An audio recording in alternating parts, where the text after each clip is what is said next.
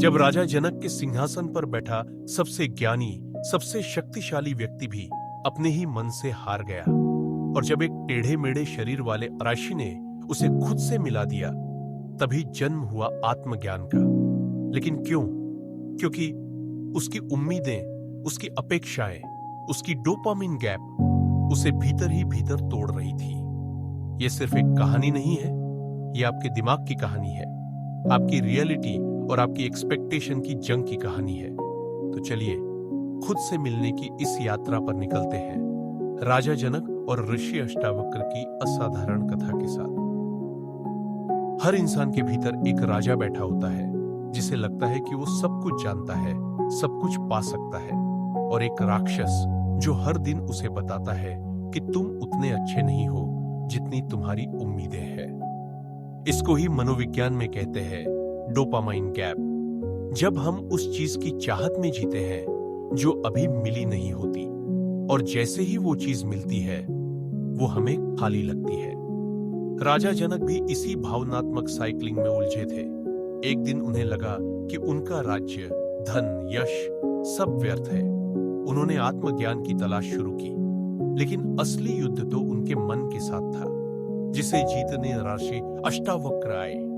एक दिन सुबह सुबह राजा जनक ने सपना देखा कि वो सब कुछ खो चुके हैं। राज्य, धन, सम्मान, वो सड़कों पर भीख मांग रहे हैं। और तभी उनकी नींद खुली। वो अपने राजमहल में थे, मुलायम गद्दों पर, सेवक उनके पास थे।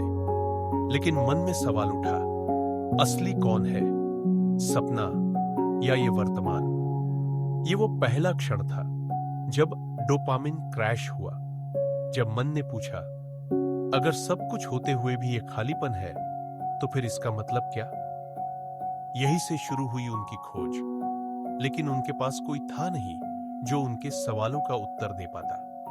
कुछ महीनों बाद राजा ने एक घोषणा की, जो भी मुझे आत्मज्ञान का मार्ग दिखाएगा उसे मैं अपना गुरु मानूंगा। सैकड़ों ऋषि आए, शास्त्र पढ़े, भाषण दिए, लेकिन राजा का मन नहीं भरा। फिर आया एक बालक जिसकी देह टेढ़ी मेढ़ी थी, 8 जगह से विकृत। वो था ऋषि अष्टावक्र। सभा में ठाके लगे, ये क्या ज्ञान देगा? लेकिन जनक की आंखें झुकी। वो खड़ा हुआ और कहा, आप सबकी आंखें मेरी देह देख रही है, लेकिन ये देह मेरा मैं नहीं है। अगर आप असली स्व को जानना चाहते हैं तो शरीर नहीं, आत्मा को पहचानिए। राजा चौंक गए। पहली बार कोई था जिसने उनके मन पर वार किया, उनकी सोच पर नहीं, उनकी भावना पर। अष्टावक्र राजा जनक को एकांत में ले गए। उन्होंने कहा, आंखें बंद करो, सांस महसूस करो और खुद से एक सवाल पूछो, मैं कौन हूं? मैं राजा हूं? नहीं, वो एक भूमिका है। मैं शरीर हूं? नहीं, वो मिट्टी है। मैं विचार हूं? नहीं, वो पल में बदल जाते हैं। तो फिर मैं कौन हूं? जनक रो पड़े। वर्षों की सत्ता, ज्ञान, पूजा सब खोखले लगने लगे। यही था एक्सपेक्टेशन वर्स रियलिटी का असली टकराव। जनक ने समझा, मैं वही हूं जो कभी न बदले, जो इस शरीर, नाम, रूप, विचारों से परे है। और तभी मन शांत हुआ। वो जो जनक हमेशा खोजते थे, आनंद, शांति, आत्मज्ञान, वो सब उनके भीतर ही था। पर उन्हें दिखा तब जब उन्होंने अपेक्षा छोड़ दी। यही है वो गैप, डोपामाइन गैप, जिसे हम बाहर भरना चाहते हैं, लेकिन वो केवल भीतर से भरता है। स्टार। जनक ने अष्टावक्र को प्रणाम किया, ना केवल शरीर से बल्कि अपने अहंकार को भी जमीन पर रख दिया। आप सोच रहे होंगे, इससे मेरी जिंदगी का क्या लेना देना? आज हम हर दिन अपने मन को डोपामाइन से भरते हैं। Instagram, likes, reels, binge watching. हर बार हमें लगता है अब मैं खुश रहूंगा, लेकिन असली खुशी तब आती है जब हम इस इमोशनल साइकिलिंग को पहचानते हैं।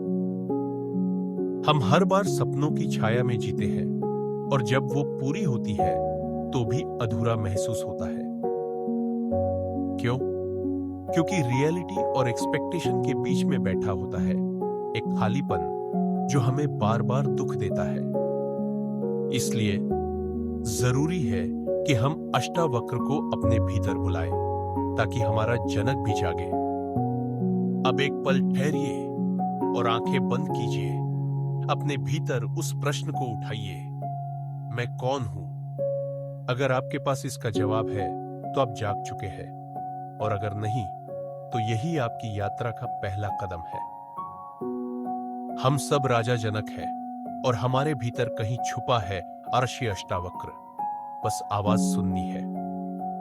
राजा जनक ने समझा कि जब तक हम अपने अहं से चिपके रहेंगे तब तक हमारी आत्मा हमसे दूर रहेगी। एक्सपेक्टेशन हमें हर बार खोखला बनाती है, रियलिटी हमें हर बार भर देती है, और आत्मज्ञान वो तब होता है जब आप अपनी आंखें नहीं, अपना अंदर खोलते हैं। And message.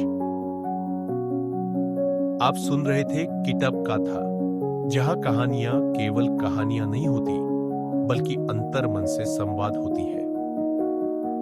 अगर आपको यह अनुभव पसंद आया तो हमारे चैनल को जरूर सब्सक्राइब करें और अपने भीतर के जनक को जगाने के लिए अगली कथा में मिलते हैं।